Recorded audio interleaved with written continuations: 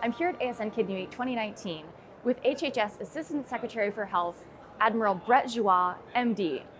Dr. Giroir was also recently appointed as the Acting Commissioner of the Food and Drug Administration. Dr. Giroir, thank you so much for your leadership on behalf of kidney patients and for being with us here at Kidney Week this morning. Given your experience as a pediatric critical care specialist, as well as a long career in public health, you have a very unique perspective on transplantation in general and kidney transplantation in particular. I was hoping you could tell our viewers a little bit about what HHS is doing to improve access to transplantation, as well as what we in the kidney community can help do to achieve the doubling of organs by 2030. Well, thank you so much for the question. I had the great fortune of being trained by some of the true founders of nephrology, Dr. Don Selden, Juha Koko, Dr. Bob Toto. So I had great training, all of my training. And as you can imagine, I took care of a lot of children with renal failure, both chronic renal failure, who were on dialysis or becoming transplanted, and certainly a number of children with acute renal failure in the pediatric ICU. So taking care of children with renal disease is something that's very close to my heart, and I really know the transformation that occurs when a child is on dialysis and then gets that organ, and then all of a sudden they start growing, thriving, acting like a child really should. So I'm very personally dedicated to that. We're going to do a number of things. There's no silver bullet to increase the number of transplants, but I think you've seen this morning reforms across the board. As you know, we have the PHS guidelines are now in comment to really modernize the understanding of what could be a high-risk organ and what's not a high-risk organ. That's a small part, but we think a very important one. Getting all the reimbursement structures right, incredibly important. Supporting living-related donors to the extent that we can, ethically and under the law. We're going to push that very, very hard. I think you'll see a number of items coming up because we really think there's a lot of room for improvement in our organ procurement organizations.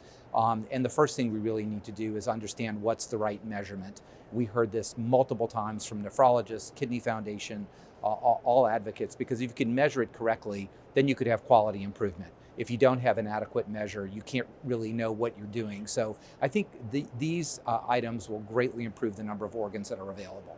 Well, it's an ambitious goal to double the number by 2030, but I think the holistic approach that you're taking, looking at every possible opportunity, because as you said, there's no one silver bullet, is exactly the way to get there. And we at ASN are looking forward to leveraging the public awareness campaign that we recently committed to doing with you all at HHS, together with the National Kidney Foundation, to also help achieve that goal on the living donation and the deceased donation. We're very excited about that. Again, as a pediatric intensivist, I had the opportunity to witness children who got new organs, kidneys, livers, heart transplants, lung transplants, just the miracle of that. And I also have such sensitivity to families who chose to make something wonderful out of a very tragic circumstance and volunteer their child's organs for donation. I don't think there's anything more noble, more beautiful, and more special than that.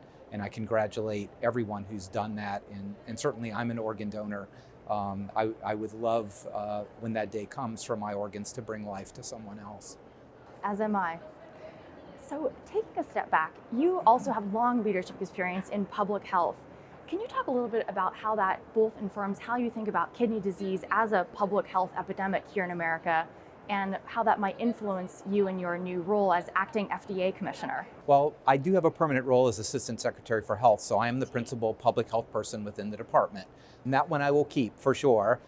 Certainly working as acting FDA commissioner, I'm really excited about all the interactions we're having about kidney disease on both fronts. But from the public health standpoint, we always look at public health as prevention first and early treatment second. And I think that's really where we want to go with kidney disease, is how can we really prevent it? And I think that's looking at people who might imminently be having progressive renal dysfunction, but all the way back upstream.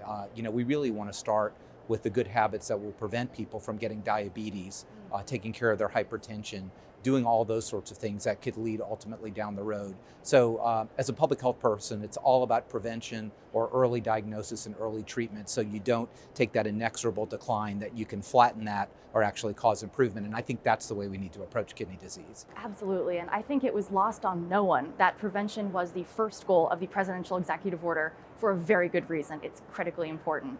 Can you talk a little bit about the role that you see FDA is having in terms of achieving the goals of the Advancing American Kidney Health Initiative? Certainly Secretary Azar mentioned this morning some of the work that they're doing on breakthrough pathways. Might you be able to elaborate a little bit more on the role of that agency? Well, I definitely want to speak about FDA, because FDA is really a critical part. Certainly, we've seen record numbers of drug approvals. So in general, we want to make sure that drugs are safe and effective, but we don't keep them involved in a bureaucracy for long periods of time, that we get them to people who need them. And then the FDA has to co-evolve with the field. It's very exciting. Artificial organs, printed matrices, all these sorts of things that the FDA is co-evolving with the technology, right? Because these are brand new items, and it's very important to keep FDA scientists on the cutting edge, just like the academic scientists on the cutting edge. And we plan to do that. And of course, all the authorities that FDA has for novel treatments, we will put them into play, breakthrough designation, et cetera, for these items of critical public health importance that can really bring quality of life back to individuals. And we in the kidney community are excited for all of that innovation that your efforts will help make possible. I'm curious, what excites you the most about the presidential executive order on advancing American kidney health? What excites me most is that finally someone at a very high level, the highest level, has paid attention to the issue. Because when you're a physician, even a pediatrician, right?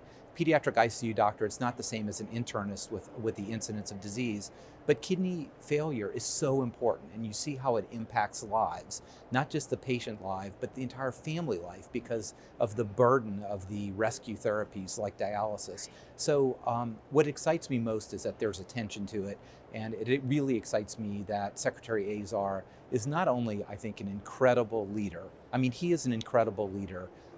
But number two, he knows HHS because he has experience here. And finally, he has personal experience. I mean, his father is a person with end-stage renal disease who got the miracle of a transplant, and has totally changed his life and his family's life. So I think this is the perfect opportunity to have a president who understands it and support it, a cabinet member in Secretary Azar who's an incredibly capable leader who's passionate about it, and the entire team lined up behind him. Now is the time, indeed. Now is the time. Well, thank you for your leadership. You're quite welcome. As part of that team. Thank you and for appreciate your being here. Thank you for allowing me being here. It's a great honor to be here.